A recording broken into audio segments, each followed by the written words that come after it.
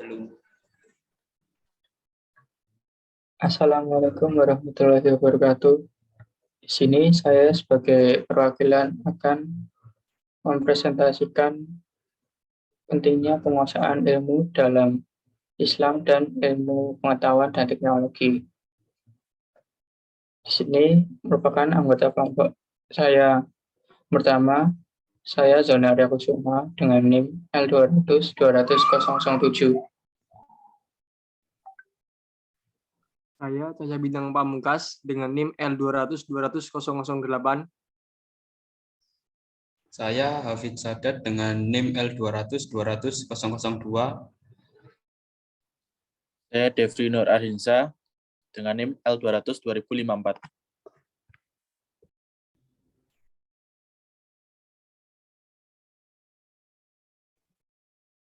Pentingnya penguasaan ilmu.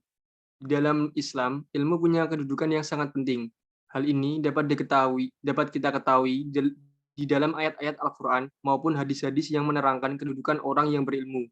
Orang yang berilmu akan diangkat derajatnya beberapa derajat oleh Allah Subhanahu wa Ta'ala. Bahkan sangat pentingnya ilmu bagi manusia. Dalam Islam diwajibkan bagi seluruh umatnya, baik laki-laki ataupun perempuan, untuk menuntut ilmu.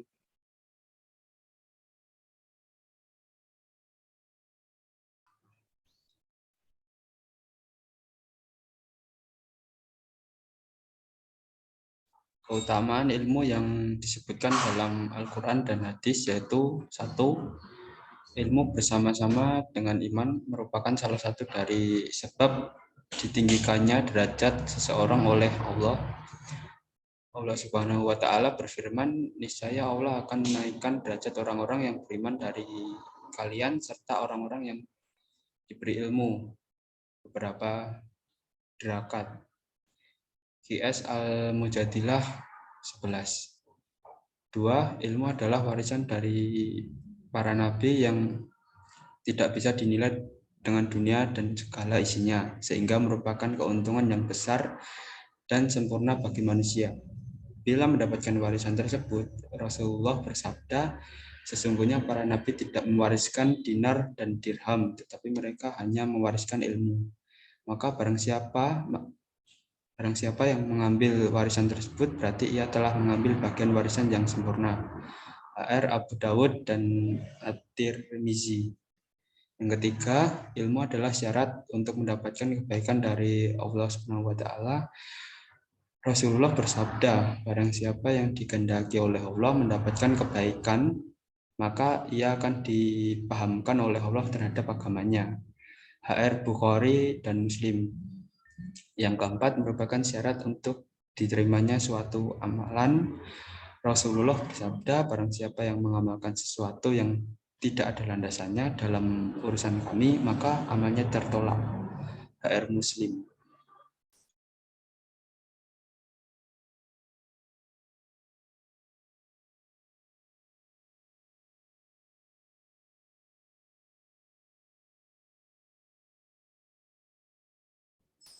Tiga pandangan kaum muslim terhadap Al-Quran. 1. Pandangan pertama mengatakan bahwa Al-Quran memuat seluruh bentuk ilmu pengetahuan termasuk disiplin-disiplinnya.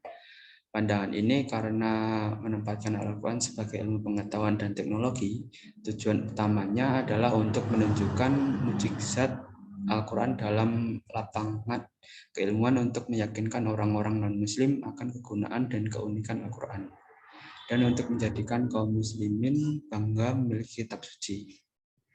2. Pandangan kedua mengatakan bahwa Al-Quran itu semata-mata sebagai kitab petunjuk dan di dalamnya tidak ada tempat bagi ilmu pengetahuan dan teknologi. Pandangan kedua ini sebagai bentuk reaksi dari pandangan pertama, dipelopori misalnya oleh Abu Ishaq Syatibi yang dikutip oleh Al-Dahabi dalam Al-Tafsir wa ala Mufasirun, bahwa orang-orang saleh pendahulu kita itu lebih memahami Al-Quran daripada kita, dan mereka tidak berbicara tentang bentuk ilmu tersebut. Pandangan ketiga yang mengutamakan Al-Quran mengandung prinsip-prinsip umum segala aspek kehidupan, termasuk iptek. Sebagaimana dikemukakan oleh Syekh Mustafa Al-Maraghi yang dijelaskan dalam pengantar buku Ismail Puspa berjudul Islam dan Modern Medicine. Dikatakan, bukanlah maksud saya untuk mengatakan bahwa kitab suci ini mencakup secara rinci atau ringkas seluruh sains dalam gaya buku-buku teks, tapi saya ingin mengatakan bahwa Al-Quran mengandung prinsip-prinsip umum.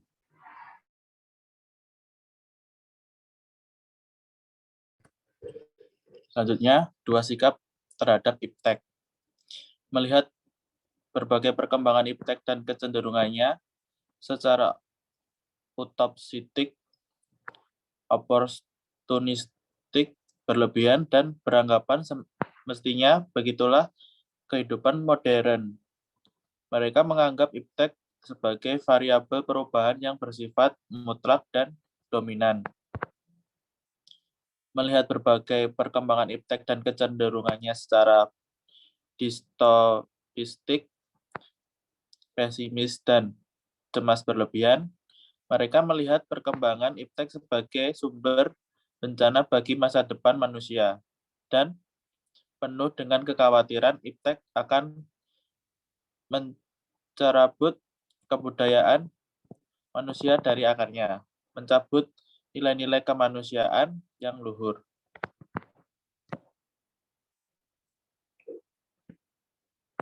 Dan yang terakhir, fungsi sains. Sebagai bekal Allah kepada Adam, dengan sains manusia memahami alam sekitarnya dan membangun bumi serta memenuhi tugasnya sebagai khalifah.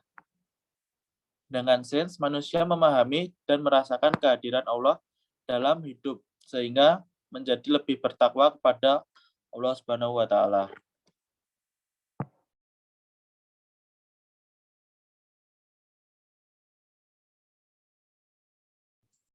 Sekian atas presentasi yang kami lakukan. Bila ada kesalahan, kami mohon maaf. Sekian dan terima kasih. Wassalamualaikum warahmatullahi wabarakatuh.